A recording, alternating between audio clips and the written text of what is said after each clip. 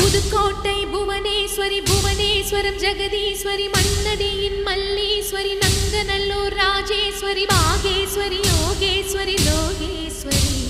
Melmalayanur Angala